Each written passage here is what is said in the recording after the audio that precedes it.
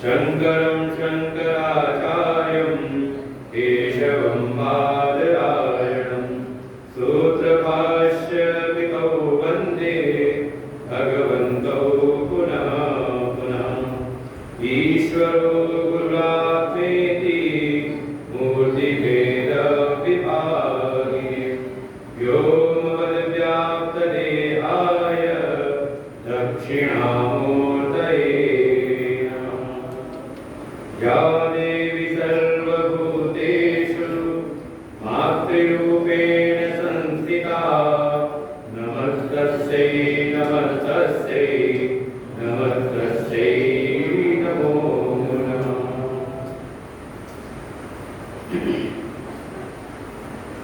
दूसरे श्लोक से पाठ करते हैं। श्री भगवानुवाच मय्या वेश्मनो ये मां नित्ययुक्ता उपासते श्रद्धया परयोपेता ते मे युक्ततमा ये त्वक्षरमनिर्देश्यम्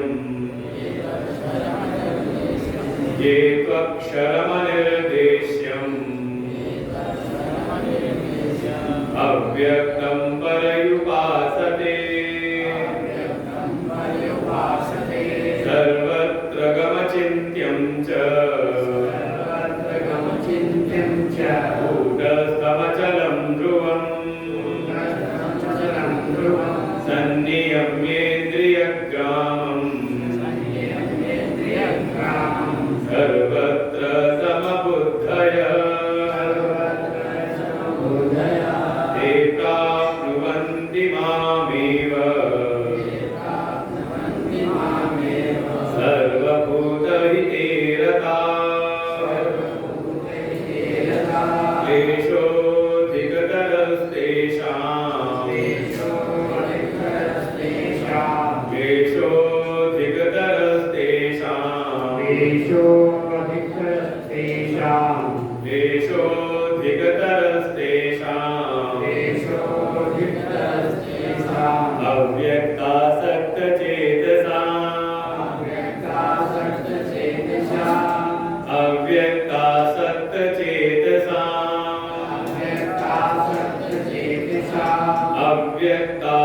अव्यक्तारिगतिर्दुःखम् देहवद्भिरवाप्यते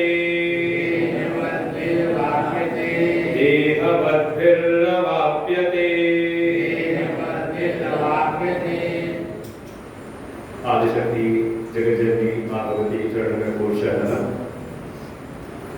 परमात्मा के अग्नि स्वरूप प्रातस्मरणीय अनुश्रद्धेय परम वंदनीय परम पूजनीय अनंत श्री गुरु श्री सद्गुरुदेव भगवान के चरणों में कोट शरण। समुपस्थित समस्त भगवत भक्त श्रद्धा भक्ति स्वरूपी आदिशक्ति श्रीमद् भगवद गीता का 12वां अध्याय, जिसका प्रारंभ हुआ अर्जुन के प्रश्न के द्वारा कि हे भगवान, आपके दो प्रकार के जगत में हम उपासना करने वालों को देखते हैं। एक तो वो है जो आपके सगुण साकार को जान करके उनकी उपासना में, और उपासना में भी कैसे, तो कहा सतत युक्त होकर के निरंतरता के साथ में पूरी लगन के साथ आपके सगुण साकार की उपासना में रत रहते हैं। और उसके अतिरिक्त कुछ ऐसे आपके भक्त हैं जो आपके अक्षर अव्यक्त उस परम तत्व की उपासना में रत हैं। हे भगवान, इन दोनों में कौन विशिष्ट है, कौन ज्यादा श्रेष्ठ है? ऐसा अर्जुन ने प्रश्न पूछा और भगवान फिर उत्तर देते हैं। वास्तव में अगर विचार करें तो जो हमारा वैदिक वाङ्मय है, जो हम सनातन वैदिक हिंदू धर्म के धर्म वाले हैं, हमारे यहाँ जो उपासना की पद्धति है, उपासना जो हम ईश्वर की भगवान की उपासना करते हैं, तो उपासना का परम फल तब मिलता है जब थोड़ा हम अपने उपास्य को जान करके उनकी उपासना करें। परमात्मा का हम पहले ज्ञान प्राप्त तो करें, कम से कम जाने तो कि भगवान कौन है, कहाँ रहते हैं, क्या करते हैं, उनका स्वरूप क्या, उनका स्वभाव क्या, ऐसा जान करके हम उनकी उपासना करें। और देखो, जब तक आप उनको ठीक से जानते नहीं तब तक आपकी उपासना में वो तल्लीनता नहीं आती। केवल कहीं ना कहीं देखा देखी हम जो करते आ रहे हैं, वास्तव में उससे वो भीतर भाव उत्पन्न नहीं होता जिसको भक्ति कहते हैं। भक्ति का सीधे सीधे जो तात्पर्य है वो केवल इतना कि परमात्मा के साथ आपको संबंध की अनुभूति होती कि नहीं होती, ऐसी भावना उत्पन्न हो कि प्रभु मेरे हैं और मैं भगवान का हूं। इतना मात्र, इतना अगर भीतर उत्पन्न हो जाए, और ये भावना तब आती है जब भगवान से कोई संबंध की अनुभूति हो जाए। और संबंध अनुभूति ना हो तो केवल एक उपासना का क्रम हमारा चलता रहता है, उसका परम लाभ, परम फल भक्ति हमें नहीं प्राप्त हो पाती। इसीलिए कहा, भक्ति अगर पानी है तो बिनु सत्संग न पावहि प्राणी। भक्ति सुतंत्र सकल गुण खानी। भक्ति सबसे सुंदर तंत्र है। भाई इतना सुंदर तंत्र कि भगवान को कह देते हैं, भक्त्यात् अनन्या लभ्यः। केवल और केवल अगर किसी को मुझे मेरी प्राप्ति करनी है तो उसका साधन एकमात्र अनन्य भक्ति है। उसके द्वारा जो भक्त है उसको जानता भी है, मुझको प्राप्त भी करता है और मेरा साक्षात्कार करता है। तो भक्ति ही एकमात्र साधन है, लेकिन वो प्रकट होती है जब हमारी बाह्य जगत की जो भी उपासनाएं हैं उससे थोड़ा हमारे भीतर यह भावना प्रकट हो जाए कि भगवान मेरे हैं और मैं भगवान का हूं। भाई समझे, जैसे आप दुनिया का व्यवहार कर रहे हो, भाई दुनिया का व्यवहार करने की क्या आवश्यकता है? आवश्यकता है भावनाओं की। भाई अगर केवल अपने नेत्रों से देखें तो सामने हमें दिखाई देता है कि पंच महाभूत से बना हुआ शरीर, कोई स्त्री है, कोई पुरुष है। लेकिन उसी दृष्टि के साथ जब हमारी भावना जुड़ जाती है तो हमारी जो दृष्टि बदलती है, हमें दिखाई देता है कि हाँ ये हमारे पिता हैं, ये मेरे माता हैं, ये मेरे भाई हैं, ये बहन है, ये पति, ये पत्नी, ये बच्चे। कैसे दिखाई दे रहा है? केवल नेत्र से केवल और केवल आपको एक शरीर दिखाई देता है, स्त्री है या पुरुष। लेकिन उसके साथ जब भावना जुड़ती है तो आपको लगता है कि हाँ ये सामने कौन है, बिना भावना के नहीं। ऐसे ही अगर भगवान के साथ हमारी भावना न जुड़े तो केवल और केवल हमारे द्वारा जो भी किया गया वो केवल और केवल श्रम मात्र रह जाता है। श्रम मात्र ही केवलम, उसको फिर हम भक्ति नहीं कहते। भक्ति का तात्पर्य सीधे सीधे ही है कि भगवान से अपनापन जुड़े। और जो बात पूछी कि सगुण उपासक श्रेष्ठ है या निर्गुण उपासक श्रेष्ठ है, भगवान कहते हैं इसमें श्रेष्ठ और उत्तम और निकृष्ट की कोई बात नहीं। इसमें तो केवल ये बात ध्यान में रहे कि हमारे भीतर ऐसी योग्यता है, हम कौन सी भक्ति के पात्र हैं। इसीलिए भगवान ने वो गुण दिखाए हैं कि अगर सगुण की भक्ति कोई कर रहा है तो इस प्रकार से करे, तब तो समझ लो कि वो मुझसे जुड़ जाता है, मुझसे युक्त कम हो जाता है। और अगर निर्गुण की भक्ति कर रहा है तो उसके भी फिर 3 गुण बताए। इन गुणों के साथ में निर्गुण की भक्ति में लगा है कोई तो कहा वहां पर इंद्रियों का संयम परम अनिवार्य है। आप सोचो कि हमारा जीवन जैसे चल रहा है चलता रहे और हम निर्गुण आकार का ध्यान कर ले, कहा संभव है नहीं। परम एकाग्रता की आवश्यकता है। भाई सीधे ऐसे ही समझ ले, अगर आपसे एक बात पूछी जाए, भगवान की सेवा करना आसान है या भगवान का ध्यान करना, क्या आसान है? सेवा वाले कितने हैं? सेवा करना आसान है। मन में आ रहा है, ना तो हम ध्यान करने वाले हैं ना सेवा करने वाले हैं, हम बताएं क्या। अच्छा, आपको किसी कार्य में लगा दे, किसी कर्म में लगा दे कि चलो ऐसा ऐसा करो, वो आपके लिए सहज है कि नहीं? और हम यहाँ पे अब कहने के लिए अब चलो अब कोई काम नहीं करना है, जैसे बैठे हो ऐसे ही बैठे रहो, बिल्कुल टकटकी लगाए उसको देखते रहो, हम तुमको देखें तुम हमको देखो, करना कुछ नहीं है, बैठे रहो सीधे, हिलना भी नहीं है। ये मौलवी वाला नहीं कि हिलना नहीं है, बिल्कुल जैसे बैठो वैसे बैठे रहो, ना हाथ हिले ना पैर हिले, नजर ऊपर नीचे ना जाए, पंखे चल रहे तो जैसे आके बैठो मेरी तरफ देखते रहो, केवल मेरी तरफ, कहीं और ध्यान ना जाए, ना हाथ हिले ना पैर हिले ना कान कहीं और आवाज सुने, ना आंख कहीं इधर उधर दाएं बाएं ना देखे। कितनी देर बैठ सकते हो? बैठो, आसान है। थोड़ी देर में जब ऐसे बैठे रहोगे तो मन में आएगा सांस भी लेंगे न ले। ध्यान में प्रवेश करना थोड़ा कठिन ज्यादा है, क्योंकि उसमें पहली बात है कि पहले अपनी इंद्रियों को संयमित करना पड़ता है। हमारी पांचों जो ज्ञान की इंद्रियां हैं वो भी हमारे वश में हो, जहां हम चाहें देखना वो हम देखें, जो हम चाहें ग्रहण करना वो हम ग्रहण करें, मनमानी इंद्रियां व्यवहार न करें। पहले हमारा इंद्रियों का जो व्यवहार है पूरा संयमित हो।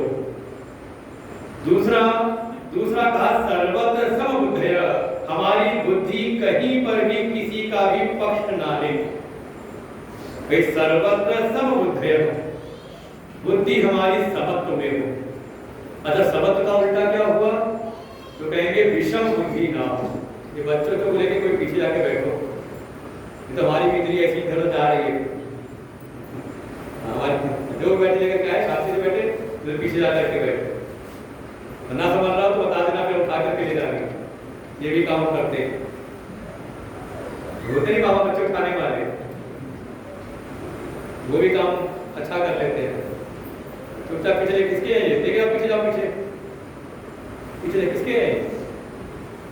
कोई नहीं है इनका, ले आओ फिर हमारे पाड़े में आके यहाँ भर्ती करो पाड़े में, पीछे लेके बैठो, साथ में बैठो। सब बुद्धि हो जाए, समझ में आए। अगर हमने कहा ये देखो बड़ा विषम बुद्धि वाले हैं, मतलब क्या हुआ? किसको कहते हैं बड़े विषम बुद्धि वाले? और ये होता होगा जब मंदिर में आते हो कि कुछ चढ़ाने के लिए, तो वहाँ 4 लोग आए हैं पूजा करने के लिए, और पंडित जी ने किसी के ऊपर तो ज्यादा ध्यान दिया और किसी पर ध्यान कम दिया। किसी को खा करके इलायची दाना पकड़ा दिया लो प्रसाद, और किसी को बढ़िया लड्डू वड्डू दिया, किसी को बढ़िया फल दिया, सेब खा करके दे दिया। तो बाहर के मन में क्या आता है? ये जो पंडित जी है ना, पुजारी है ना मंदिर के, ये विषम बुद्धि रखते हैं, एक के साथ दूसरा व्यवहार और दूसरे के साथ दूसरा व्यवहार। ये तो कहते हो कहा ऐसे, अर्थात किसी एक पक्ष में जब बुद्धि गिर जाए किसी से, कोई और पक्ष में कब होगी? जब आपकी बुद्धि में किसी से राग होगा या किसी से द्वेष होगा। किसी से राग होगा तो भले चाहे वो अयोग्य ही हो, पात्र ना भी हो, उसको आप सब कुछ दे देने लुटाने का प्रयास करोगे। और द्वेष होगा तो भी बुद्धि निष्पक्ष नहीं रहती। जिससे द्वेष होगा आप वो पात्र होते हुए भी उसको वंचित रखोगे उस व्यवस्था से, है कि ये दुनिया का बिल्कुल व्यवहार है, ऐसे होता है। भगवान कह रहे हैं जिसकी बुद्धि समत्व हो गई हो सबके प्रति, चाहे निर्जीव वस्तुएं हो, निर्जीव पदार्थ हो, चाहे सजीव हो, सबके प्रति जिसकी बुद्धि सम हो गई है, ऐसी स्थिति जिसकी हो गई हो, और साथ ही साथ सर्वभूत हिते रता, जो सभी प्राणियों के कल्याण के लिए किसी के प्रति उसके भीतर अहित की भावना ना हो। ऐसा नहीं कि दिन रात भंडारे कर रहा है, तात्पर्य ये है कि थोड़ा मदद करने का एक स्वभाव बना हुआ है। अगर कोई सामने आ जाए मदद मांगने तो उसकी सहायता करने के लिए तत्पर रहता है। सबके लिए हित की भावना से जो युक्त है, ऐसे गुण वाला है, तो जब वो उपासना करता है, भगवान कहते हैं उससे एक हो जाता है। ते प्राप्नुवन्ति माम एव, माम एव प्राप्नुवन्ति, वो मुझको ही प्राप्त हो जाता है। कल भी दृष्टांत दिया था, जैसे कोई नमक की गुड़िया गई समुद्र में और फिर उससे एक ही भूत हो गई। जैसे कोई एक जल की बूंद है, वो जैसे ही गिरी समुद्र में तो क्या हुआ उसका अस्तित्व? उसका अपना कोई उसका अस्तित्व नहीं रहता, बल्कि वो समुद्र से मिलकर के एक हो जाती है। ऐसे ही जो निर्गुण का जो भक्त है, वो तो परमात्मा से एक ही भूत हो जाता है। उसमें और परमात्मा में कोई अंतर नहीं। हाँ, जब तक ये शरीर है तब तक अंतर दिखाई देता है, लेकिन जैसे ही शरीर की ये सीमा टूटी तो कहा जो आत्मा है वो ब्रह्म में लीन हो जाती है, जीवित रहते ही जीवन मुक्ति का अनुभव करते हैं। ऐसे कहा निर्गुण के लिए। लेकिन जो सगुण वाले हैं उनके लिए कहा कि उनकी भक्ति कैसे भक्त हैं? का पहले तो नित्य युक्त हो, नित्य युक्त होकर निरंतरता के साथ में मन मुझ में लगाए रखते हैं। अर्थात जीवन के हर एक अंग में भगवान उनके शामिल है। ये नहीं कि 1 घंटा पूजा में बैठे तो भगवान से जुड़े हुए हैं और पूजा से उठे तो फिर अच्छा, कोई अगर भक्त है तो भक्त को कितने देर तक भक्त बने रहना चाहिए? कितनी देर के लिए? 10 मिनट के लिए, आधे घंटे के लिए, 1 घंटे के लिए, कितनी देर के लिए? मंदिर में आए तो भक्त और मंदिर के बाहर निकले तो अभक्त। कितनी देर रहना चाहिए भक्त को? भक्त नित्य युक्त, जिसको हर क्षण ये ध्यान रहे कि मैं भगवान का हूं। बिल्कुल उसके कर्म में, उसके भोग में हर जगह भगवान सम्मिलित हो। अगर कुछ कर रहा हूं तो प्रभु आपके लिए कर रहा हूं, और अगर कुछ ग्रहण कर रहा हूं प्रभु आप कृपा से जो मिला है पहले आपको अर्पण है और फिर वो भोग ग्रहण करता है। अर्थात उसको हर क्षण भगवत स्मृति बनी रहती है। ये है सगुण की भक्ति। ये भी आसान नहीं है। अभी तो ना तो हम सगुण हैं और निर्गुण की तो बात ही छोड़ो। अभी तो मनमाना व्यवहार चल रहा है जो सब कर रहे हैं। तो अव्यक्त की उपासना में परम इंद्रिय संयम हो, सबके प्रति समत्व की बुद्धि हो, और सगुण में कहा मन निरंतर लगा रहे। ये है व्यक्त की उपासना। और एक बात और भी देखो, एक व्यक्त अर्थात सगुण और दूसरा अव्यक्त, उसको कहा निर्गुण, निराकार। देखा जाए तो अव्यक्त को पकड़ लेना ज्यादा आसान लगता है, क्योंकि उसमें ज्यादा व्यभिचार नहीं होता, परिवर्तन नहीं होता, वो एक रस है, जैसा है सो वैसा है। लेकिन जो व्यक्त परमात्मा है, व्यक्त प्रभु का स्वरूप है, वो कैसा है? उसको तो कहा जब भगवान आते हैं ना, अवतार लेकर के व्यक्त रूप में आते हैं, तो समझ लो भगवान जैसे इस व्यक्त संसार में देखें कितनी तरह का भेद है। यहाँ अच्छे भी मिलेंगे, बुरे भी मिलेंगे, मन के अनुकूल भी मिलेंगे, मन के प्रतिकूल भी मिलेंगे, सब व्यवस्थाएं मिलती है ना। ऐसे ही जब वो परम सत्ता व्यक्त होती है तो उसके भी गुण आप समझ नहीं सकते। खास तौर से अगर आप अपनी दृष्टि से देखने का प्रयास करें तो आपके मन में भी कहीं ना कहीं दोष आने की परम संभावना है। और भगवान बचाए अगर कोई विधर्मी मिल जाए आपको और 2-4 बातें आपको सुनाएगा, अरे तुम्हारे भगवान ये कैसे है, अपनी रक्षा तो कर नहीं पाते, सुनाते दुनिया में बहकाने के लिए ले जाएंगे भगवान के मंदिर में, मूर्तियों के पास में देखो चीटी चढ़ी हुई है, चूहा जा रहा है। ऐसे कुतर्क करने वाले मिल जाए तो तुरंत आपको लगता है कि हाँ बात तो सही कह रहा है। कैसे का अपनी दृष्टि से समझने का प्रयास करते हैं। और गोस्वामी जी इस बात को पक्का कहते हैं, निर्गुण ब्रह्म सुलभ अति सगुन जान नहीं कोई, सुगम अगम नाना चरित्र, सुनी मुनि मन भ्रम अति होई। वास्तव में जो निर्गुण है वो तो सुलभ है, वो सब जगह है, कण कण में व्याप्त अपनी आत्मा रूप से है। जैसे अभी मैं निषेध कर रहा हूं आपको एक कराया था ना पहले दिन, कौन हो तो आपने नाम बताया, का नाम नहीं बताना है। आपने कहा जाति, हमने कहा जाति में बताओ। आपने कहा स्त्री पुरुष, हमने कहा ये भी मत बताओ। तो आपने कहा मनुष्य, कहा मनुष्य में बताओ। तो क्या हो, तो आपने कहा मैं हूं, सत्ता रूप हूं, सत्ता का। और वो सत्ता जो मैं हूं, कोई भी आकर के उसको नकारने का प्रयास करे। देखो बाकी चीज आपको मैं बुद्धिमान हूं, दुनिया वाला आगे कहेगा बस हम ही जानते कितने बुद्धिमान हो, महामूर्ख हो, है कि नहीं? आपने कहा मैं बहुत समझदार हूं, तो यही बोल देना, घर जाके कहोगे तो बताए कितने समझदार हो। कोई मानने को तैयार होता नहीं। आप दुनिया में जो कुछ अपने को मान बैठो वो आप ही मान करके बैठते, दुनिया वाला कोई मानने को तैयार है नहीं। लेकिन मैं हूं, अपनी सत्ता का जो अनुभव है, जब कुछ भी नहीं है तो भी मैं हूं, इस सत्ता का कोई निषेध कर सकता है? कोई मना कर सकता है? कोई आगे कहे तुम नहीं हो?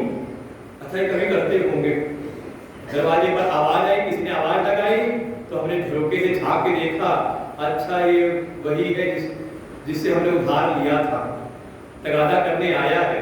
बच्चे से कहते जाओ कह दो पिताजी घर में नहीं है, कह रहा है कि नहीं कभी?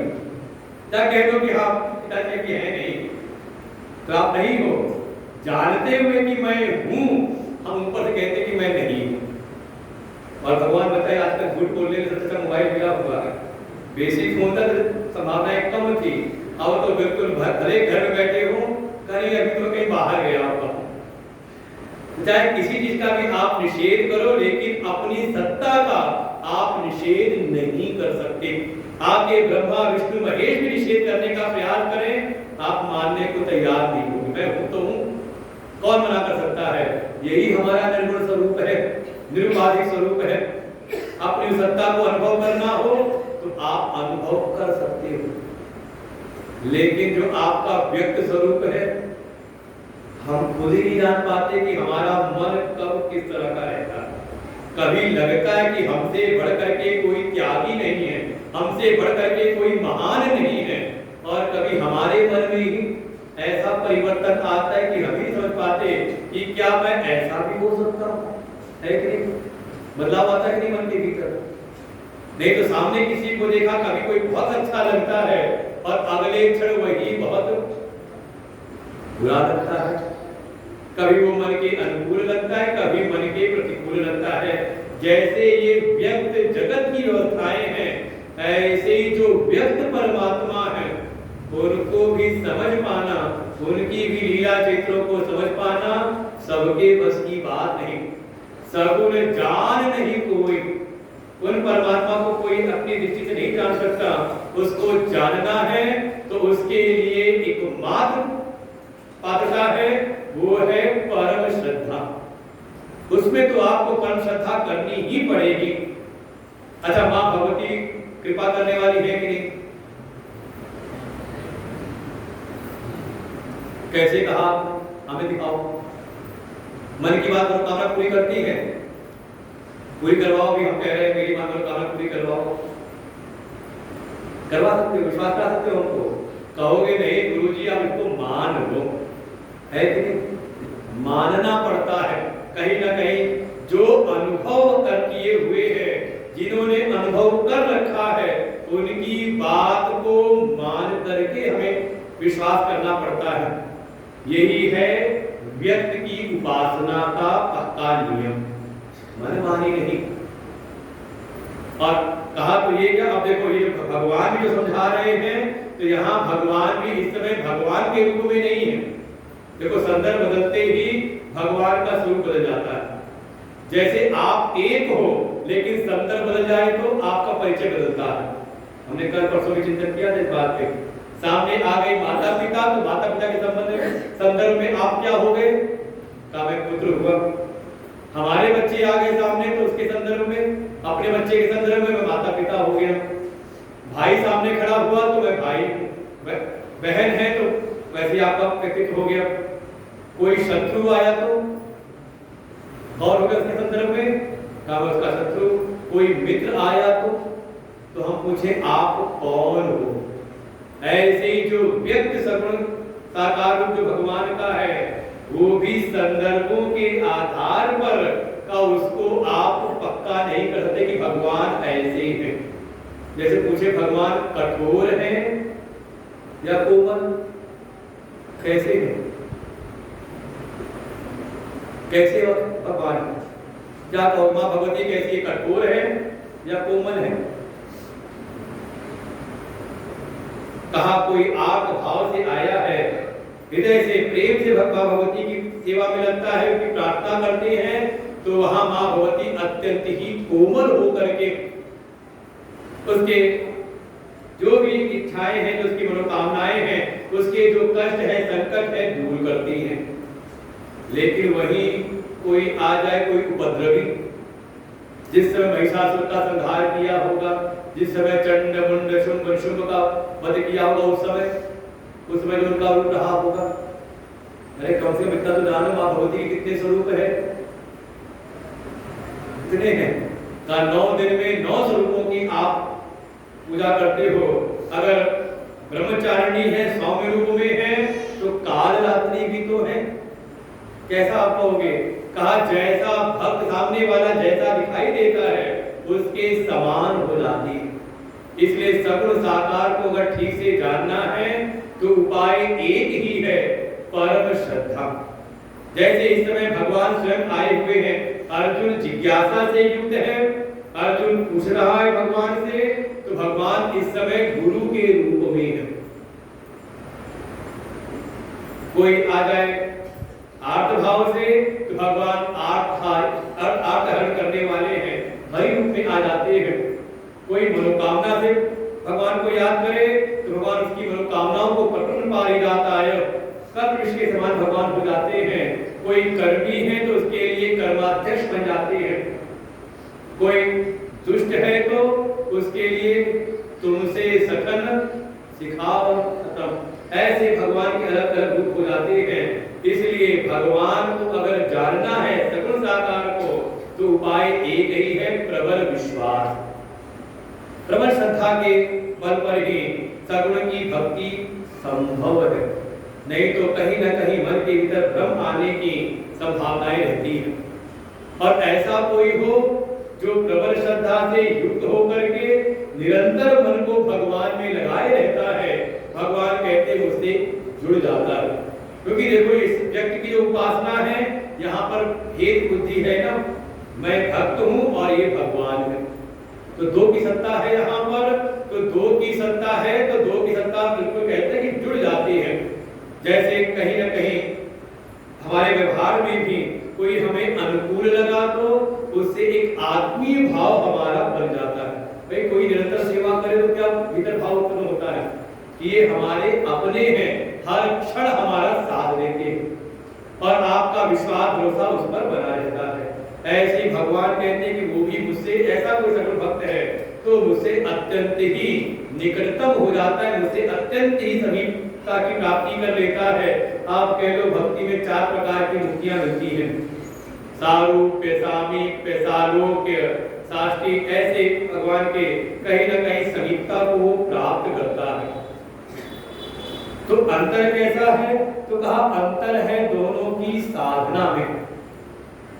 जो व्यक्ति की उपासना है और जो अव्यक्त की उपासना है, इसमें जो साधन है, साधन में अंतर है। यहाँ छोटे बड़े की बात नहीं है कि कौन ज्यादा श्रेष्ठ है और कौन कम श्रेष्ठ है। साधक में कैसी पात्रता है उसके कारण ही इसमें भेद उत्पन्न होता है। इसलिए भगवान 5वें श्लोक में इस बात को बताते हैं कि वास्तव में अंतर क्या है। तो कहा क्लेशः अधिकतर तेषां उसमें किसमें का अव्यक्ता सप्त चेतसाम, जिसने अपने चित्त को लगा रखा है अव्यक्त में, जो थोड़ा निर्गुण निराकार को भजने वाला है। और देखो ये स्थिति आती है कैसी कुछ ऐसे हैं जिनका भगवान की पूजा पाठ उपासना में मन लग जाता है, लेकिन उनसे कहो आओ चलो प्रवचन में, कथा भी नहीं, कहा गीता के प्रवचन में ज्ञान की प्राप्ति करो, आते हैं। अच्छा, सुबह से मंदिर में कितनी भीड़ रहती होगी, रहता हुआ मंदिर, लाइन लगी रहती होगी मंदिर दर्शनार्थियों की।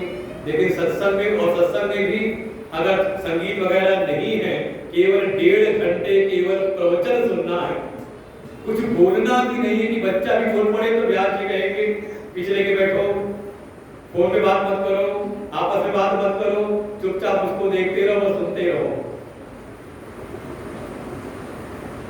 आपके भीतर संस्कार है तो आप बैठे हुए हो, और जिसमें संस्कार ना हो आप लेकर के आओ। अगर पूर्व के इसके अंदर संस्कार है, इसका चित्त जो है पूर्व के संस्कारों के द्वारा, पूर्व की जो साधना उपासनाएं के प्रभाव से अगर उसके भीतर अव्यक्त की संस्कार, अव्यक्त की वासनाएं नहीं है, तो ज्यादा देर ऐसे सत्संग में बैठ नहीं पाता। आप सब बैठे हो, समझ लो भगवान की बड़ी कृपा, ईश्वर अनुग्रहात् एव पुंसाम अद्वैत वासना। ये अद्वैत तत्व की, ये ज्ञान तत्व की, अपने आत्म स्वरूप की अगर किसी के भीतर जिज्ञासा है, उसकी वासना है, तो ये ईश्वर की उस पर महती अनुकंपा है। तो कैसे होगा, इनको क्या कहेंगे? जिसका मन शायद पूजा पाठ में ज्यादा ना लगता हो, उपासना में शायद ज्यादा ना लगता हो, और कई बार मान लो कोई ऐसा अनुष्ठान घर में है, पूजा पाठ का समय है, तो बस मन में होता है जल्दी ये पूजा पाठ हो जाए, जल्दी हो जाए। लेकिन कहीं सत्संग हो तो सत्संग में बड़ी रुचि है, सत्संग में जाते हो, सत्संग भी अगर उपनिषद का हो, श्रीमद् भगवद गीता का हो, तो शायद उसमें रुचि ज्यादा है कि नहीं? ऐसा भी कितने ऐसे हैं जिनकी पूजा पाठ में ज्यादा रुचि है, और कितने ऐसे हैं जिनकी सत्संग में ज्यादा रुचि है कि हाँ सत्संग मिल जाए और नाम सुनने को मिल जाए कि हाँ हमारे गुरुदेव का है, तो सारे काम छोड़ के जाए तो उनसे सत्संग सुने, कोई हमारे परम कल्याण की, शायद कोई ज्ञान की बात हमें सुनने को मिलेगी। तो क्या कहेंगे इसको? ऐसे जो है उनका चित्त कहां पर लगा हुआ है? अव्यक्त में आ सकते हैं। और वही दूसरे ऐसे हैं जिनसे कहो सत्संग, तो कहते हैं ठीक है तुम चलो हम आते हैं, थोड़ा काम पड़ा हुआ है, इस काम को निपटा ले फिर आएंगे। किसको निपटा ले? इस व्यक्त जगत के जो साधन है थोड़ा इनको ठीक कर ले और फिर हम आएंगे सत्संग में। अगर ये सब निपट गया तो, और नहीं निपट पाया तो आप कहो उनसे जाके सत्संग में आए नहीं, अरे वो काम से फुर्सत ही नहीं मिली है कि नहीं ऐसा?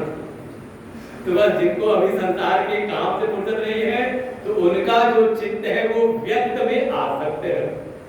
और कहते भी हैं भगवान को सामने प्रकट करो तब तो माने। कौन भगवान, कहाँ के भगवान, कैसे भगवान, कौन है, कहाँ समझ? ये व्यक्त वाले हैं, व्यक्त में आ सकते भगवान। कहते हैं जिनका चित्त थोड़ा अव्यक्त में लगा हुआ है, थोड़ा ज्ञान में जिनकी रुचि है, निर्गुण निराकार में जिनकी रुचि है, लेकिन उतनी पात्रता नहीं है जो पात्रता बताई गई थी।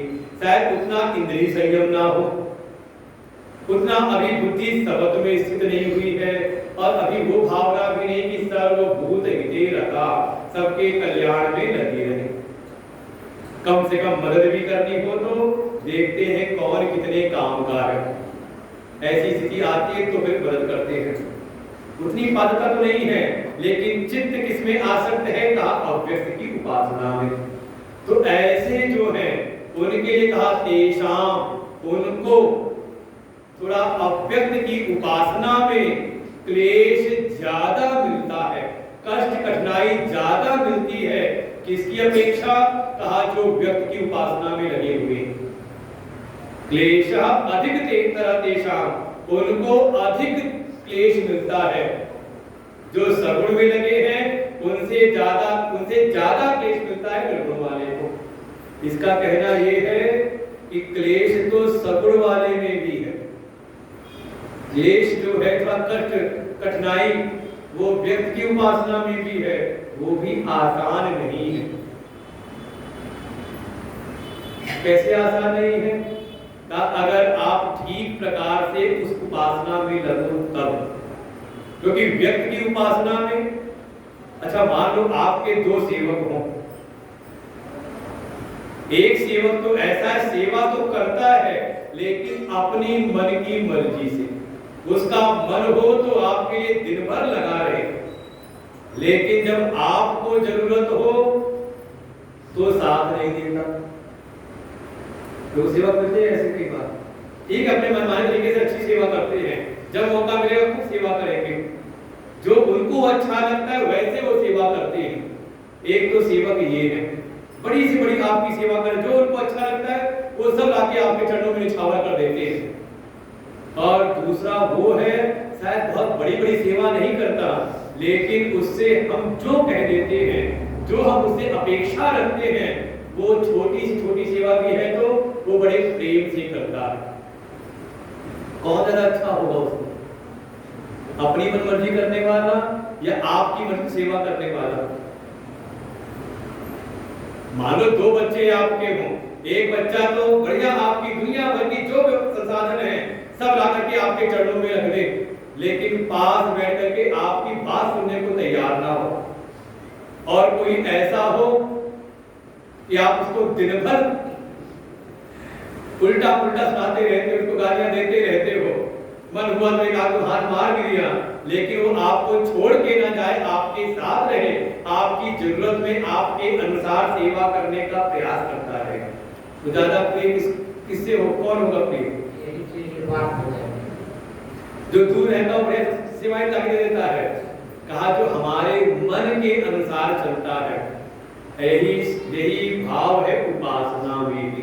उपासना में भी कैसे? तो कहा उपासनम नाम यथा शास्त्रम उपास्यस्य अर्थस्य विषयीकरणेन सामीप्यम उपगम्य तैलधारव समान प्रत्यय प्रवाहेण। ये परिभाषा बताई उपासना की। उपासना का मतलब कि जैसा शास्त्र ने बताया है, शास्त्र के अनुसार पहले तो हम उपास्य का चयन करें, मनमाना नहीं, टीवी देख करके नहीं, जिसकी महिमा टीवी ने दिखा दी वही हमारे देवता हो गए, और अपने 33 कोटि देवता छोड़ करके हम चले जाते हैं कहां का मजार पूजने पहुंच जाते हैं, क्योंकि पड़ोसी ने बताया था कि उसकी मनोकामना पूरी हुई थी। जाते तो नहीं कोई देवा शरीफ, हम मेले में आके घूम आना वो ठीक है, लेकिन अगर हिंदू हो करके मजार जाके पूछे तो उनसे बढ़ करके कोई दैवी स्थिति में है नहीं। भगवान तो आगे कह देंगे, आप जब प्रकरण उठाएंगे कहेंगे जो जिस देवता की पूजा करता है उसकी उसको प्राप्ति होती है, तो ऐसे ही कोई मरे हुए की पूजा करे तो, भूतों की पूजा करे तो क्या बनेगा? का वो भी फिर आगे मर करके भूत बनता है। तो क्या बनना है आपकी मर्जी है।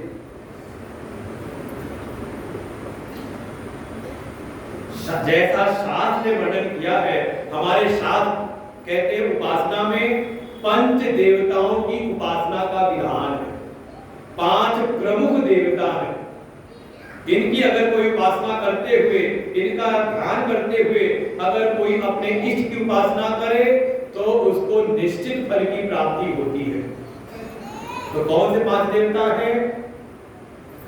पहला कहा भगवान शिव, दूसरे भगवान नारायण, तीसरी मां भगवती, चौथे भगवान गणेश, 5वें प्रकट देवता है सूर्य नारायण भगवान। का इन 5 का ध्यान करते हुए जो अपने इष्ट की उपासना करता है, वास्तव में ये है उपासना का विधान। तो इसलिए हमारे ऋषियों ने परंपरा में डाला, सवेरे उठो तो 1 लोटा जल सूर्य नारायण भगवान को अर्पण करो, फिर कोई भी पूजा शुरू करनी है सबसे पहले गणेश जी का स्मरण कर लो, गणेश गौरी का स्मरण करो। करते नहीं करते पूजा में? वो 2 सुपारी रख देते हैं, जब गोबर के गौरी गणेश बना देंगे, 2 सुपारी रख देंगे। का कोई पूजा का विधान शुरू करना है तो गौरी गणेश का, माँ भगवती भी हो गई, गणेश जी हो गए, फिर नारायण का स्मरण कराया, भगवान शिव का स्मरण कराया, उसके बाद जो प्रधान देवता है उनकी उपासना, उनकी पूजा। ये है विधान, मनमाना नहीं कि जो मर्जी आई सो कर लिया। और फिर सोचो कि कल्याण हो जाए। इसलिए सगुण की उपासना भी आसान नहीं है, उसमें भी क्लेश मिलता है। और देखो पूजा करो अगर विधान से समय देकर के करो तो अभी तो हमारी पूजा होती इधर नहा के निकले और नहा के निकलते निकलते 2-4 10 नाम जो याद है, जय हमारे दीपावली जलाई और हो गई पूजा। ये कोई पूजा थोड़ी नहीं। कम से कम थोड़ा समय निकाल करके। और देखो भगवान ने देखो सारी ये सृष्टि कैसे बनी है का 3 गुणों से बनी हुई, सत्व, रज और तम। इसलिए हर जगह पे आपको सत्वगुण भी दिखाई देगा, रजोगुण भी दिखाई देगा और तमोगुण भी। हमारे जीवन के लिए भी तीनों अनिवार्य है। तमोगुण की भी आवश्यकता है। तमोगुण के जो लक्षण हैं वो है निद्रा, आलस, अर्थात जीवन को ठीक चलाना है, सोना भी अनिवार्य है, निश्चित है। फिर थोड़ा जीवन ठीक ठाक चले तो थोड़ा शरीर से परिश्रम भी करे, रजोगुणी भी बने रहे। अगर कोई परिश्रम ना करे तो शरीर ज्यादा बीमार पड़ता है, अगर कोई परिश्रमी ना हो। यही देखो शहर के लोगों में बीमारी ज्यादा होती अपेक्षा की गांव वालों से। क्यों? क्योंकि शहर के शहरी जीवन में श्रम हो गया कम और भोजन हो गया बढ़िया से बढ़िया, और भी कहते मिलावटी वाला। कम से कम गांव के समाज में क्या है, श्रम भी है और भोजन भी मिल रहा है कम से कम शुद्ध है। तो रजोगुण की कमी हो जाए तो रजोगुण हो तो का वो भी हो हमारे जीवन में, और साथ ही सत्व गुण की भी प्रधानता हो। इसीलिए हम अपने जीवन को 3 भाग बांटना चाहिए दिनचर्या को। कितने घंटे हैं दिन में? सभी के सबके 24 है दिन में, किसी कम तो नहीं है। जो कहते हो कि पूजा के लिए भगवान की पूजा पाठ में समय नहीं मिलता, उनके तो कम होगा ना 24 घंटे से। कोई ऐसा तो नहीं है 24 घंटे से कम हो,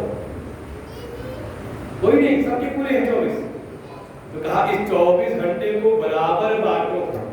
8 घंटे हो का आराम के लिए, भोजन के लिए, और देखो अच्छी स्वस्थ व्यक्ति के नींद कम से कम कहते 5 से 6 घंटे अगर सो रहा है तो पर्याप्त है। 6 घंटे की नींद तो कम से कम लेनी चाहिए। और बाकी अपना भोजन पानी में कभी दिन में लेट के आराम कर लिए। 8 घंटे किस लिए? भोजन और विश्राम। 8 घंटे कहा रजोगुण के लिए। इसलिए देखो मजदूरी कितने घंटे की निर्धारित है सरकारी? 8 घंटे की। मजदूर को बुलाओ, सवेरे अपने टाइम से आएगा और जैसे ही शाम का समय होगा 8 घंटे हुए, उसके बाद फिर आप उसे काम बताओ। 8 घंटे पूरे होने वाले 5 बजने वाला हो, 4:30 बजे, 5 बजे, 4:30 बजे हो, उससे कह दो थोड़ा मसाला बना लो, काम और एक निपटा के जाना, और फिर देखना उसकी फिर गुरनार देखना। उसके बाद फिर वो 5:30 बजे से क्या कहो, 4 बजे से कहो तस्ला फौरा थोड़ा शुरू कर देता कि अब दिन पूरा हो रहा है, टाइम पूरा हो रहा है ना। रजोगुण के लिए 8 घंटे, तो बचे 8 घंटे क्या करो? आसान है कि देखो 8 घंटे दे दिए, सो आराम से, खाओ पियो सो, कोई कमी नहीं, आराम से।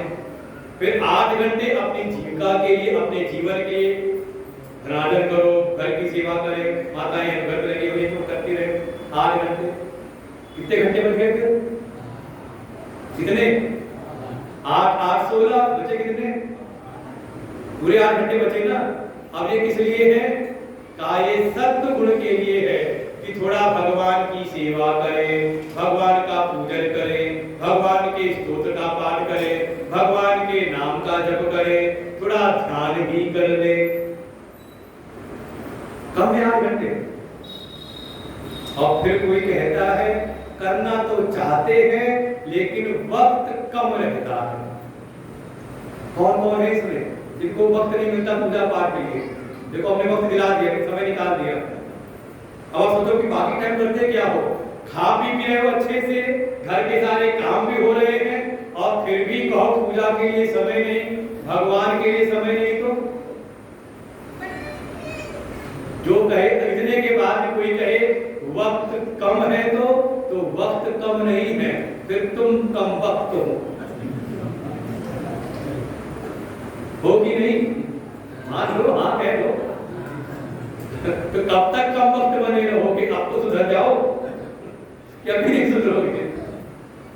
ये सत्संग इसीलिए है, हमें सुधारने के लिए, हमें जगाने के लिए, हमें समझाने के लिए कि समय कम नहीं है।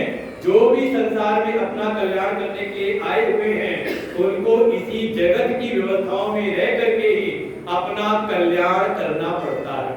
साधन धाम मोक्ष कर द्वारा, और नहीं किया तो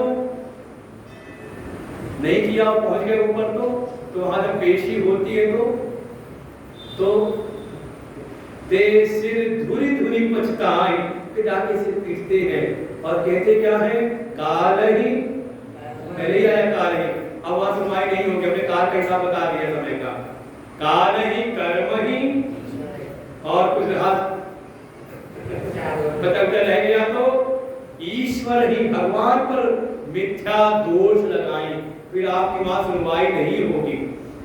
वहां तो फिर मुद्गर से पिटाई होगी कि वो महात्मा जी आए तो थे, बताया तो था 8 घंटे सो, आराम से खाओ पियो सो, 8 घंटे खूब मेहनत मजदूरी करो, खूब काम करो, और बचे हुए 8 घंटे क्या करो? क्या करो? बता नहीं रहे, बोल नहीं रहे कोई। क्या करना है 8 घंटे? फिर अब आराम से 8 घंटे पूरे गए तो हिसाब बांट लो, 4 घंटे सुबह, 4 घंटे शाम को। कितना बढ़िया है। हमें सरस्वती का पाठ करना हो तो कितना समय लगता है पंडित जी? सरस्वती के पाठ में कराते हो यहाँ पर कितना समय लगता है? आप दिन में 2 बार पाठ कर सकते हो, 2.5 से 3 घंटा लगता है। आराम से करो, माँ भगवती के मंदिर में आओ, सुबह 3 घंटा पाठ कर लो, फिर शाम को काम पूरा हो जाए फिर आके पाठ कर लो। कितना समय है? और आप कहते हो समय नहीं है।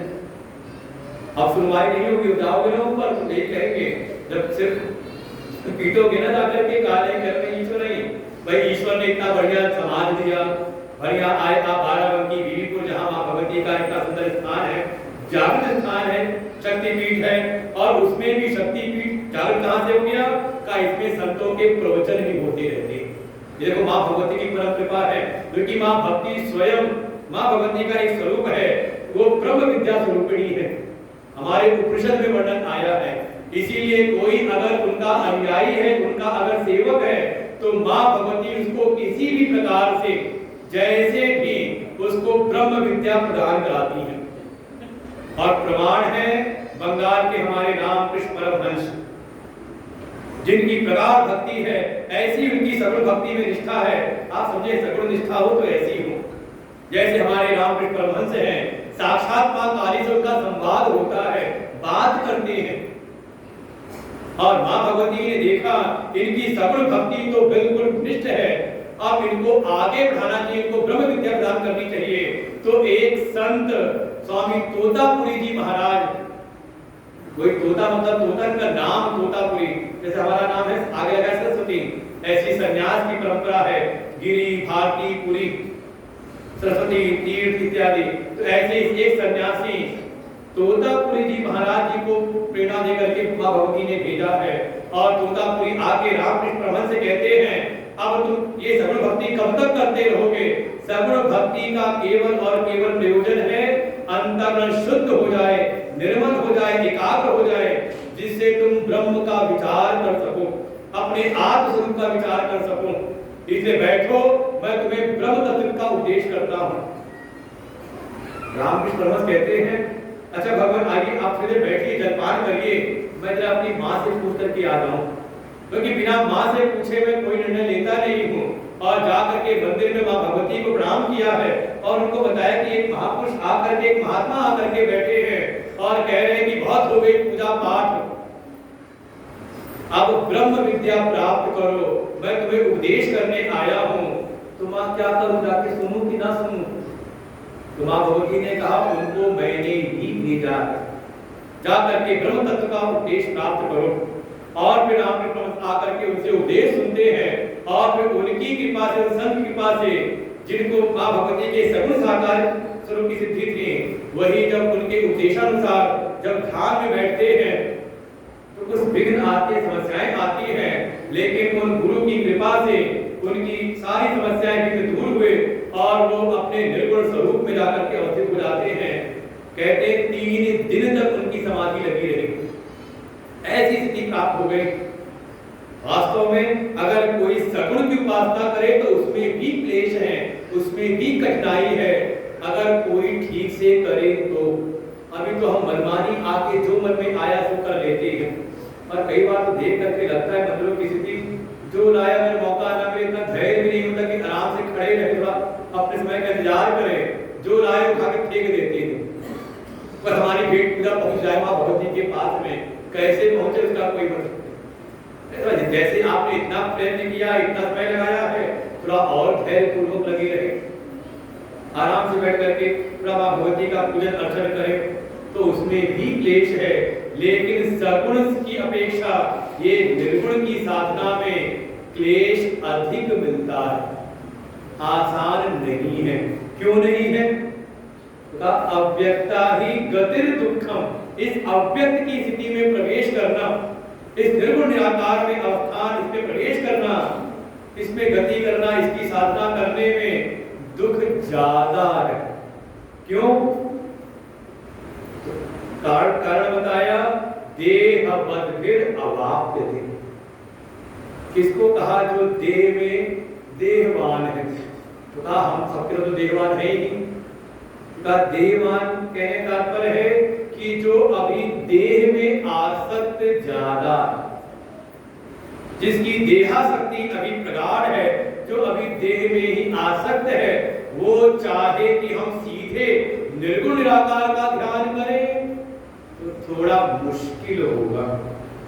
अरे 10 मिनट लगा के बैठो, कभी अलार्म लगा के बैठो, फिर देखो जैसे ऐसे जो आप पूजा पाठ करते सब ठीक है, जैसे आंख बंद की और कमर सीधी करके बैठे तो कभी लगता है पीछे कोई खुजली हो रही थी, काटती है, कहीं घुटने में दर्द हो रहा है, कहीं कुछ परेशानी। किया कि नहीं कभी अनुभव करके देखना। क्यों? क्योंकि अभी देह में आसक्ति ज्यादा। देहासक्ति मतलब देह में आसक्ति ज्यादा है, तो थोड़ी देर भी अगर गर्मी लग जाए तो बैठा नहीं जाता। कहते हैं एसी से चला के ठंडा उंडा कर दो, फिर पूरी पट्टी बनी रहे। क्या हुआ? अभी हम देह के गुणधर्म में हम आसक्त हैं, और देहासक्ति खींच करके आपको विषयों में ले जाती है, और ये कहीं ना कहीं विषयासक्ति के रूप में रहती है।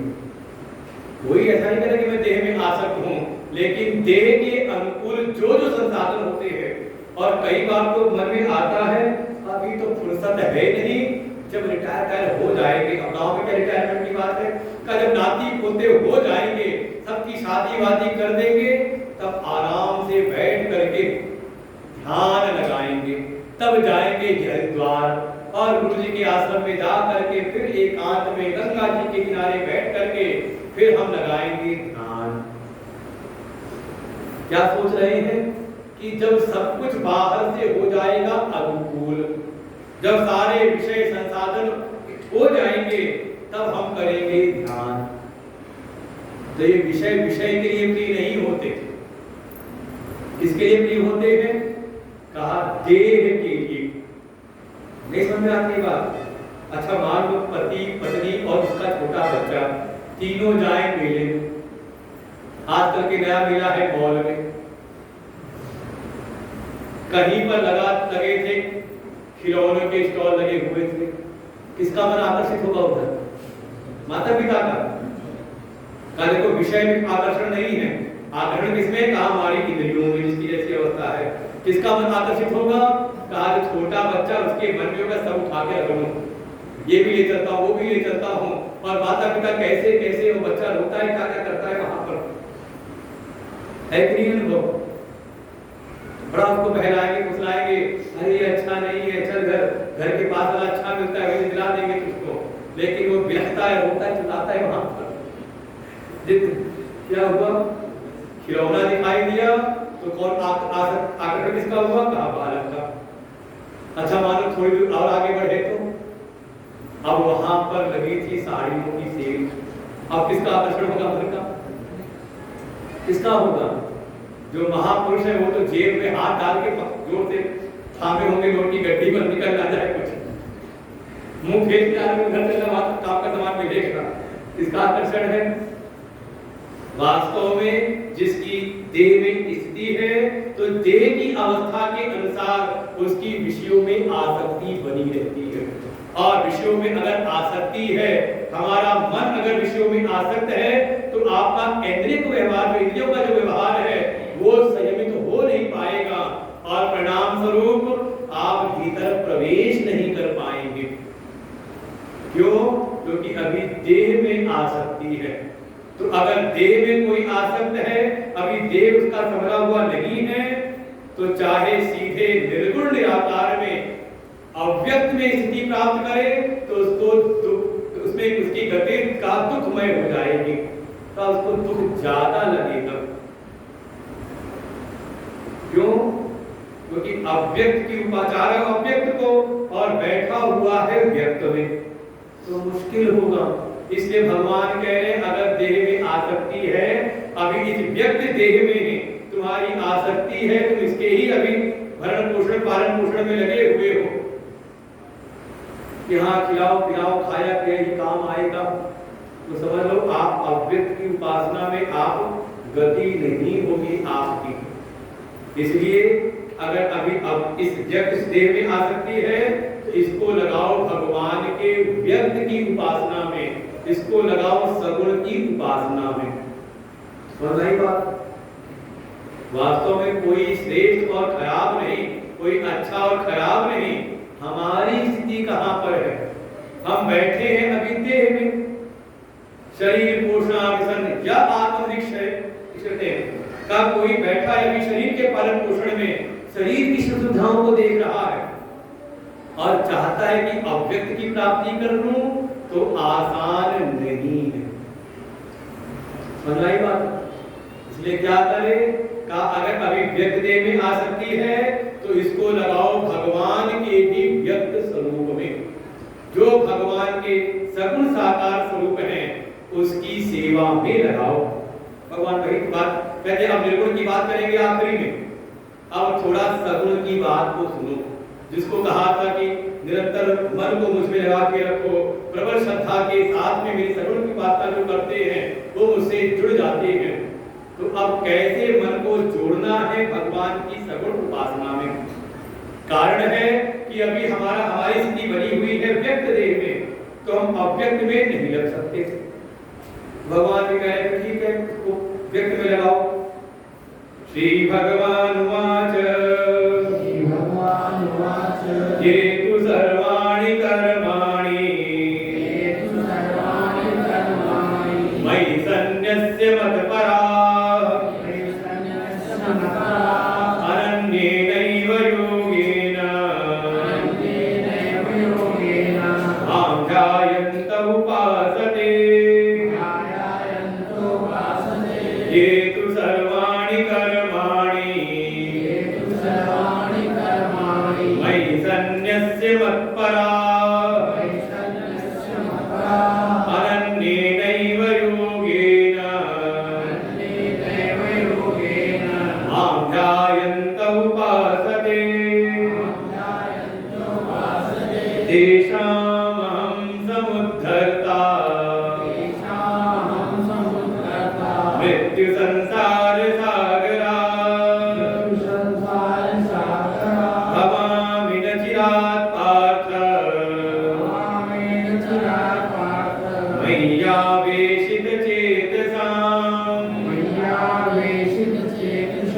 तेषामहं समुद्धर्ता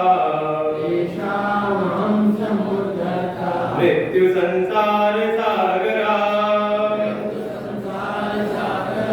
भवामि न चिरात् पार्थ मय्यावेशित चेतसाम्। भगवान कह रहे अभी देह में आसक्ति ज्यादा है, अभी व्यक्त में चित्त आसक्त है।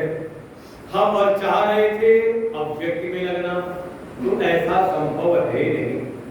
पहले अपने व्यक्त को हम संभालें, अपने शरीर को हम संयमित करें, और देखो अपने जीवन को, शरीर को संभालना हो तो देह से प्रेम है, देह में आसक्ति है, तो देह के द्वारा की जाने वाली जो क्रियाएं हैं उन कर्मों को आप ठीक करो।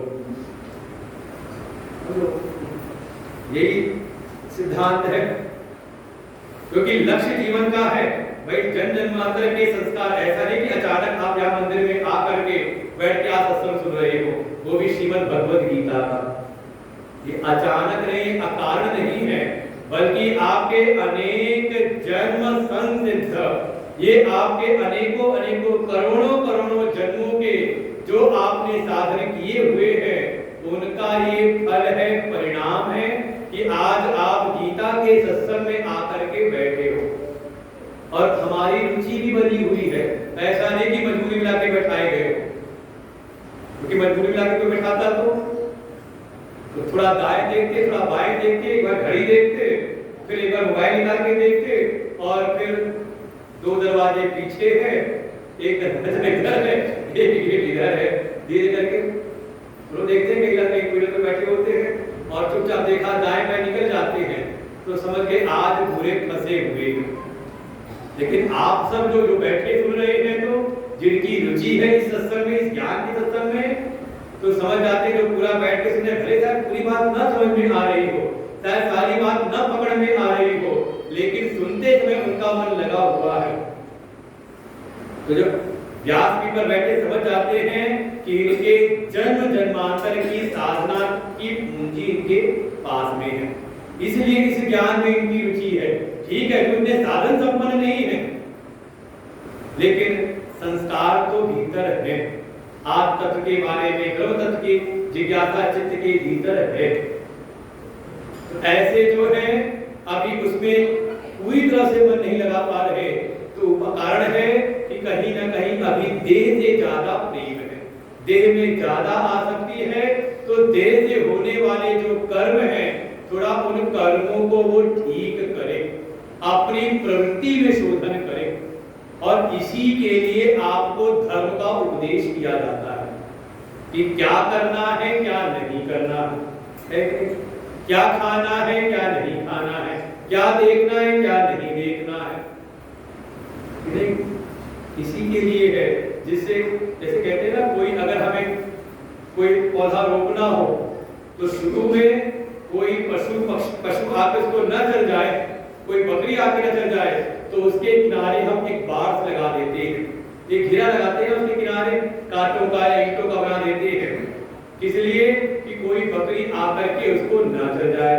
जब वो घेरा लगा दिया और ठीक प्रकार से उसका रोपण करते हैं, तो धीरे धीरे वही पौधा एक बड़े वृक्ष का रूप ले लेता है, और जब बड़ा पेड़ हो गया तो वो जो बकरी आ रही थी बार बार चरने के लिए, वही बकरी पशु आकर के उसकी छाया में आराम से बैठते हैं। लेकिन शुरू में नहीं, शुरू में तो उसको बचाना पड़ता है।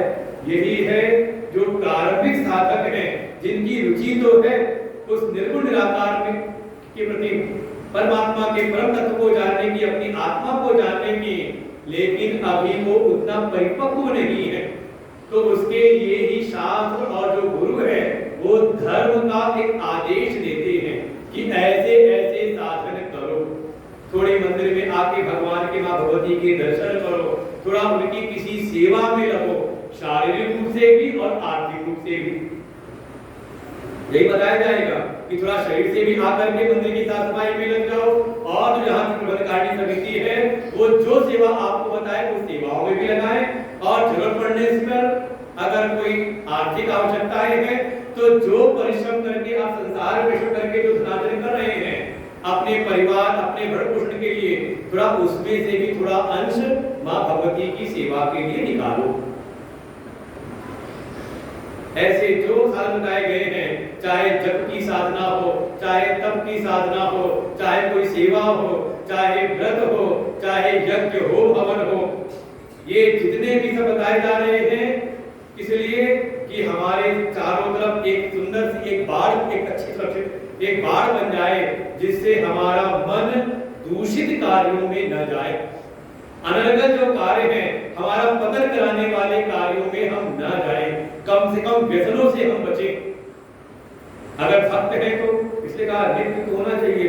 वो वाली भक्ति से भगवान प्रसन्न नहीं होते कि जो आते हैं कि हाँ चलो जब तक मंदिर में है तब तक भगत है, और उसके बाद फिर ना खाने का कोई ठिकाना, ना कोई, जो मन में आया खा पी रहे हैं, जो मन में आया सो बक रहे बोल रहे हैं। वो नहीं, धीरे धीरे अपने कर्मों को आप सुधारें। देखो शरीर को साधना है तो अपने कर्मों को भी आपको सुधारना पड़ेगा, है कि? जैसे बच्चा अगर बिगड़ रहा है, सुधारना है तो क्या करते हो? छोड़ देते हो उसको, ना उसकी संगत बदलते हो कि नहीं, कि कहाँ उठ रहा है, कहाँ बैठ रहा है, किसके साथ खेल रहा है, घूम रहा है, पकड़ते नहीं उसको। ऐसे ही ये जो अपना मन है इसको ठीक करना है, थोड़ा इसकी प्रवृत्ति को, इसके कर्मों को सुधारना पड़ता है। भगवान कह रहे हैं अगर लक्ष्य जीवन का रुचि है अव्यक्त में और अभी लग नहीं रहा, थोड़ा अपने कर्मों को सुधारो। और सुधरेगा कैसे? का अपने जो भी कर्म है, सर्वाणि कर्माणि, सारे जितने भी तुम कर्म करते हो उन सारे कर्मों को मयि सन्न्यस्य, आसान है, कोई कठिन नहीं है, मुझ में समर्पित कर दो। सारे कर्मों को, हाँ जो कुछ भी कर रहे हो। अच्छा मान लो कोई कर्म करते हैं, क्यों करते हैं? कोई प्रयोजन होगा ना? क्या प्रयोजन है? कोई सवेरे कोई व्यक्ति निकला घर से बाहर तो किस लिए जा रहा है कि कुछ धनार्जन करे आए, कुछ पूंजी प्राप्त करके आए। सवेरे बैठे अपनी दुकान में किस लिए? का कुछ धन का अर्जन कर ले, और धन का अर्जन हो गया तो कहाँ लाके लगाते हो उसको? अपनी जो भी महत्व के दायरे हैं, अपने पुत्र परिवार में।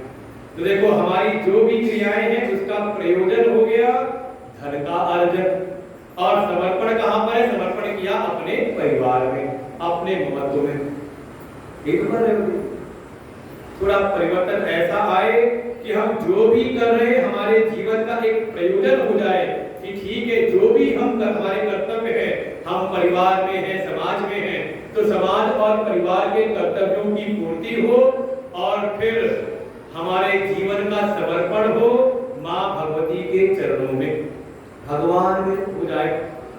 और ये तब होगा जब आप घंटे 2 घंटे के लिए भक्त नहीं बनोगे। हर समय आपके भीतर ये भाव बना रहे कि मैं माँ भगवती का भक्त हूं, और कोई उपाय नहीं है। मनुष्य बनकर के जीवन नहीं जिया जाता। भगवान की कृपा से आपको मनुष्य का जीवन मिल गया है, आवश्यकता है अब मनुष्य से आप एक सीढ़ी ऊपर चढ़ जाओ और अपने को केवल मनुष्य नहीं, देखो आप दिन भर उसको मान के रखते हो, मानते नहीं हो? मैं कौन? मैं पिता हूँ, मैं भाई हूँ, मैं मित्र हूँ, मैं मानते हो ना? मैं व्यापारी हूँ, मैं नौकर हूँ, मानते हो ना? सच्चे मन से एक बात मान लो कि मैं भगवान का भक्त हूँ। जब तक अपने अहम को भक्त अहम नहीं बनाओगे तब तक सर्वाणि कर्माणि आपके समर्पित हो नहीं सकते। भाई हमारी निष्ठा है, इसलिए किसी ने कहा कि बनवाने के लिए कि आपको बनवाना है, कोई बड़ा पद दिलवाना है, हमने कहा हमें जो बनना था हम बन गए। कहा क्या बनना था? कहा हमें जो बनना था तो बन गए। क्या बन गए? कहा गुरुदेव के चरणों के सेवक, और उससे बढ़ के कोई और पद है नहीं। फिर अगर भक्ति की बात है तो कहा अगर बनना था भक्त तो बन गए। किसके? कहा गुरुदेव के चरणों के भक्त। अब कोई बनना शेष है नहीं। और वास्तव में ऐसी आपके भीतर अगर ये वृत्ति बन जाए, और देखो हमारे शास्त्रों में ये बार बार जगह जगह पर आता है, एक ऋषि ने ही प्रार्थना की, हे प्रभु अगर मेरे मन के भीतर कोई अभिमान भी आए तो वो जगत का अभिमान ना हो। कई बार दुनिया में छोटा मोटा पद मिल जाए तो आत्मा काफी बड़ा अकड़ के चलता है, देखो हम उस बड़े अधिकारी हो गए। कौन से अधिकारी? क्या पता सरकार कब निकाल दे आपको, जरा सा आप उसके अनुकूल ना हो। ये मत सोचना कि 60 साल रिटायर करेगी सरकार, जरा सी कोई समस्या आ जाए तो, और कहीं हमारे योगी बाबा जैसे हो तो उनका सीधा हिसाब किताब है, काम करो नहीं तो बियारत लेके घर जाके रोटी तोड़ो, नीति तोड़नी है। यहाँ ये ऐसे नहीं चलेगा, है कि नहीं? तो हम दुनिया में कुछ ना कुछ बनने को तैयार रहते हैं, बड़ा उसका अभिमान करते हैं। अगर कुछ बनने का अभिमान हो तो असर अभिमान जाहि जनि घोरे। आगे ये हो जाए मैं सेवक रघुपति पति मोरे। अगर अभिमान भी आए कि मैं कौन हूँ तो कहा ठीक है, घर परिवार में हूँ, जो घर परिवार के दायित्व है सब अच्छी प्रकार से करता हूँ। कोई शरणागत है उसको भी ध्यान रखता हूँ, कोई आगंतुक है उसके भोजन की व्यवस्था भी करता हूँ, जो जो कार्य दिखाई देते हैं। लेकिन अगर भीतर कोई भी अगर मान है, अगर अपने को मानना है तो केवल और केवल भगवान के चरणों के सेवक, सद्गुरु भगवान के चरणों के सेवक, इससे बढ़ करके मन के भीतर कोई और मान न आए। तब संभावना है जब आप ऐसे बनोगे तब आप हो जाओगे भक्त। अब आप मनुष्य नहीं रहोगे। और जो ऐसे भक्त हैं उनकी सारी जो जीवनी है, उनकी सारी जो रहनी है वो अपने आप समर्पित हो जाती है भगवान के चरणों में। यही है सर्वाणि कर्माणि मयि सन्न्यस्य। बिना भगवान के भक्त बने, बिना भगवान के सेवक बने, हर क्षण इस बात को संभाले, बगैर इसको संभाले इस भावना को आप समस्त कर्मों को अर्पण कर ही नहीं सकते। हर समय ये भाव बना रहे। और कब बनेगा? जब उनको ही भगवान कह रहे मत पराह, मुझको ही सर्वश्रेष्ठ जानो, मेरे ही परायण हो जाओ। जीवन है तो किसके लिए, किसके लिए जीवन जी रहे हो? बस यही निर्णय करना है किसके लिए जी रहे हो। कि घर में बोलते हैं तेरे लिए तो मरा जा रहा हूं। एक माताएं भी कहती हैं ये बच्चे ना होते तो कब का मैं छोड़ के चली गई होती। अरे कभी मन में ये आ जाए कि प्रभु के लिए जी रहे हैं। अगर जीवन है तो का ये है ब्रज की गोपिकाओं का स्वरूप। मत चित्ता मत प्राण ता मन मनस का मत जीविता। गोपियां अगर ब्रज की हैं, भगवान कहते केवल और केवल मेरे लिए। अगर वो अपने प्राणों को भी रोक करके वो भगवान के वियोग में, कन्हैया के वियोग में एक क्षण भी जीवन जीना नहीं चाहती, लेकिन केवल अगर प्राण रुके हैं तो इस आस में कि कन्हैया कह के गए थे कि मैं आऊंगा, केवल उनकी प्रतीक्षा में। मन मनस का मत प्राण, भगवान कहते ऐसी मेरी ब्रज की गोपिकाएं हैं। निर्णय यही है कि हमारा जीवन है तो किसके लिए? जिनके लिए जिंदगी बिता दी, कुछ साथ जाने वाला, कोई साथ देने वाला है नहीं। समझ में आज आ जाए, कल आ जाए, 10 दिन बाद आ जाए तो गनीमत है। आएगा यही कि अगर साथ कोई है तो केवल और केवल प्रभु, केवल भगवान के अलावा कोई और है नहीं। इसलिए उनके परायण हो जाओ। और कोई हो जाए तो भगवान के जो कोई भी ऐसा है। और साथ ही फिर अनन्ये एव योगेन, और फिर ऐसे भगवान के परायण होकर के, उनके ही सेवक बन करके, अपने समस्त कर्मों को उनके लिए अर्पण करके, जो कोई भी अनन्य भाव से, ना अन्य, जिसके लिए संसार में आश्रय के रूप में कोई और नहीं है। दुनिया का आश्रय नहीं पकड़ता है कि घर रुपया काम आएगा, बच्चे काम आएंगे, नहीं पड़ोसी साथ देगा, नहीं तुम्हारे कोई आश्रय नहीं। आश्रय केवल और केवल परमात्मा का। इस प्रकार से अनन्ये नैव योगेन, इस अनन्य योग के द्वारा मां ध्यायन्त उपासते, जो इस प्रकार से ध्यान, मेरा ध्यान करते हुए मेरी उपासना करता है, ऐसा जो कोई भी है, ये जो कोई भी है, ऐसा कोई भक्त हो जाए तो भगवान कहते फिर उसके लिए मैं क्या करता हूं? इतना कोई कर दे अपने समस्त कर्मों को भगवान के लिए, भगवान को ही परम श्रेष्ठ जाने, उनके परायण हो जाए, अनन्य भाव से उनका ध्यान करते हुए उनकी उपासना में लगा रहे, तो फिर भगवान क्या करते हैं? भगवान कह रहे कल बताएंगे, आज नहीं बताएंगे। ध्यान रखें, दो है, एक सगुण की, एक व्यक्ति उपासना कर रहा है, एक निर्गुण की। लेकिन किन गुणों के साथ में कर रहा है? तो जो निर्गुण की है उपासना, जिसका निर्गुण में चित्त आसक्त है, तो कहा उसको थोड़ा कष्ट ज्यादा मिलता है, क्योंकि कहीं ना कहीं उसका जो चित्त है वो अपनी देह में आसक्त है, वो व्यक्त में उसका चित्त ज्यादा लगा हुआ है। भाई कहते हैं ना, प्रत्यक्ष हमें दिखाई तो दे, हमें पता तो चले, तब तो हम माने, है कि नहीं? अच्छा, हम बिजली का तार कहीं से खींचे और हम आपसे कहीं छू करके दिखाओ इसमें करंट है कि नहीं, आप वहीं छुएंगे, यहाँ पे एक हाथ करंट दिख रहा है क्या? दिखता नहीं, लेकिन फिर भी झटका दे सकता है कि नहीं? लेकिन विश्वास नहीं होता जब तक झटका न खा ले, जब तक प्रत्यक्ष न दिखाई दे जाए तब तक विश्वास होता नहीं।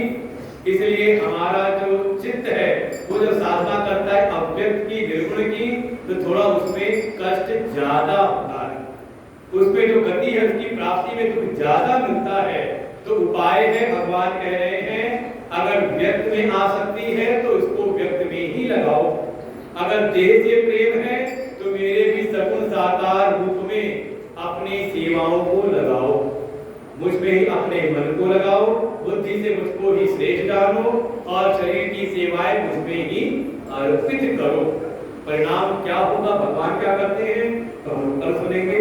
श्री राम जय राम, जय जय राम, श्री राम जय राम, जय जय राम, श्री राम जय राम, जय जय राम, श्री राम जय राम, जय जय राम, श्री राम जय राम, जय जय राम, श्री राम जय राम, जय जय राम।